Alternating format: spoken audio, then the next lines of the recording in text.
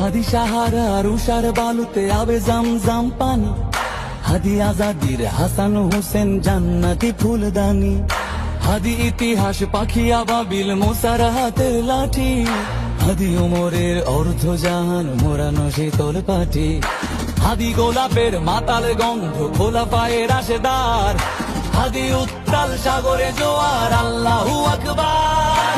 আবু বকরের সিদ্দিক থেকে আলোর ঝর্ণা এনে হাদি জেগেছিল তরুণ আলীর সাহসের সুধা টেনে।